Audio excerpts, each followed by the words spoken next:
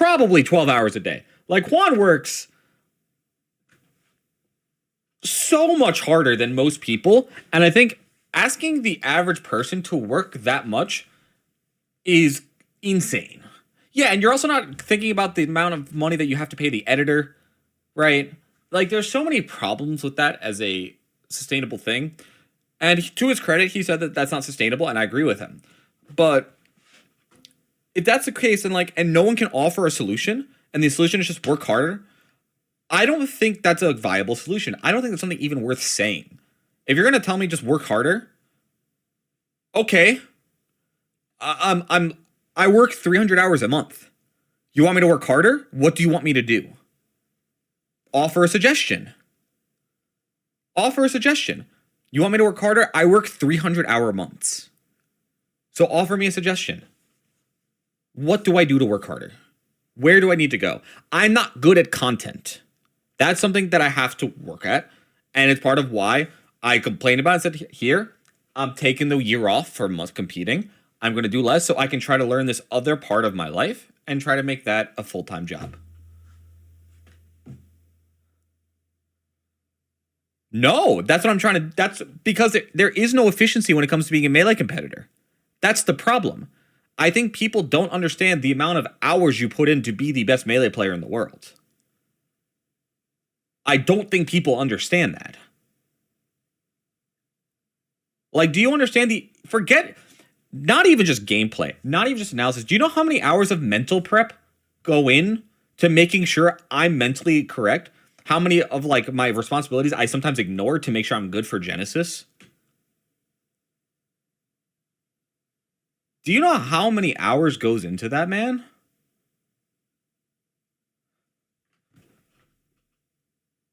It's a lot. You know how many times Emily's just had to fucking put what she wants on the back burner because had to get ready for Genesis. Sorry, that's part of why I'm quitting. I'm done doing that to someone I love. I'm over it. I'm over it. I don't want to do it anymore.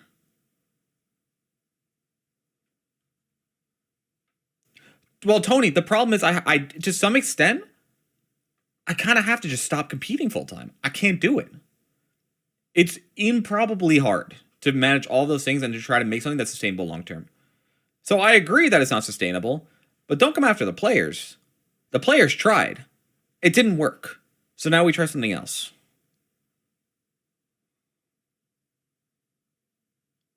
The players tried. It didn't work. So now let's try something else.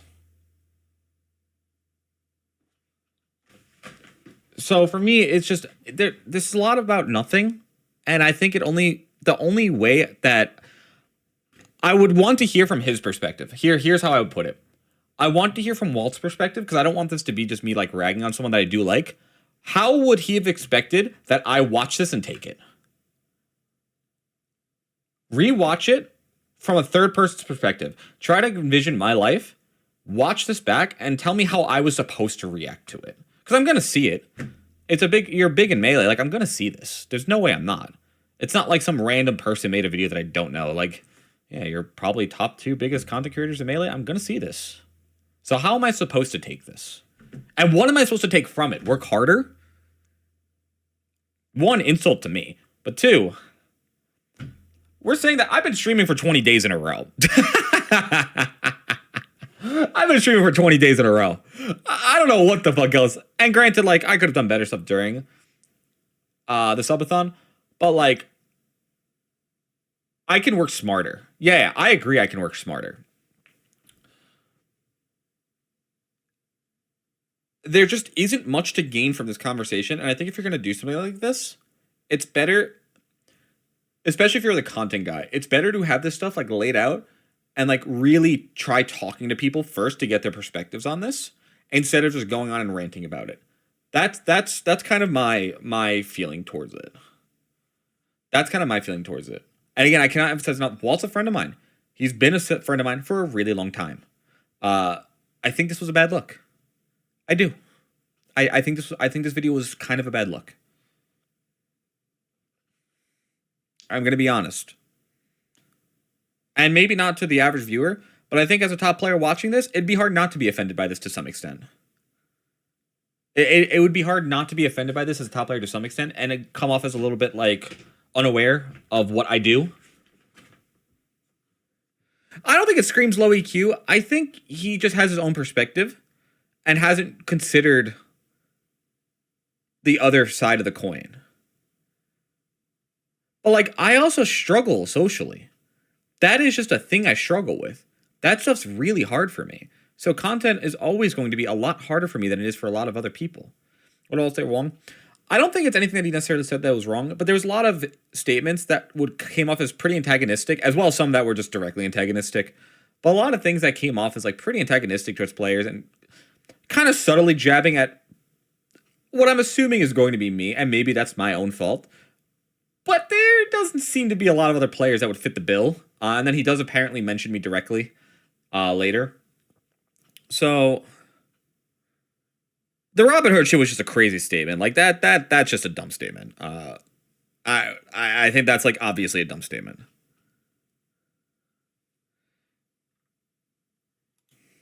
Zoom out a little bit. Not really. The thing is, even if it wasn't me, right? I'm looking at this from a top player's perspective. It's unless you're talking about a top 50 player, in which case any top 50 player who thinks they should make a living off this game is fucking stupid. Like, obviously that's dumb. If you say that about a top 10 player, that's still just fucking, like, it's just disrespectful. With just you, but people create content and are developing ways I'll hear what it is, allowing Blundermate. people to want to gain I am interest curious. into the scene. I think are doing more for the scene's growth. But I'll keep the fact that it is sponsors and contextual. they're not piling up because being a top player right now does not get you signed. Like being good at Melee is not it's not good enough to get you signed. It's just true. I think you're right about that, but like I will just straight up name Cody here and be like, look, I don't know your financial situation, man, but like I know for a fact you've had conversations and we played on the same team together. Like we were both on Panda together, we both worked for same orgs together. I know you can get a sponsor. Like I know for a fact. He's wrong. He's actually wrong. Like that's just wrong. He's just wrong. He's just wrong. That's wrong. Completely wrong. We have tried. We can't get a salary. I can't get a salary. We talked to every team. I can't get a salary.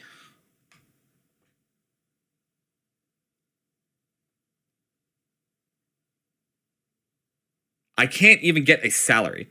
Like, you know what? I don't care at this point. I'm not getting a team. I'll talk numbers. So the Sentinels offer, I'll give you guys an example. It was $4K a month, no travel, almost half my prize money. You do the math on that and you realize I'm breaking even, right? On an average year, I'm making 20K from tournaments, 30K. But if I'm paying for my own travel and I'm giving up 20 to 30K in prize money, you do the math and it's effectively a break even. That's effectively break even. No, it's not even minimum wage. It's break even because I have to pay for my travel. I'm not going to ask for a tournament to pay for my travel when I have a team. I would have taken that offer if they just gave me travel to super majors. They could have taken my prize money. They could have taken everything else. I still would have taken the offer if they just gave me travel. I can't even get that. I can't make $40,000 a year from this game right now. Before travel, I can't make $40K a year. Did you negotiate? There was no negotiating. I got ghosted.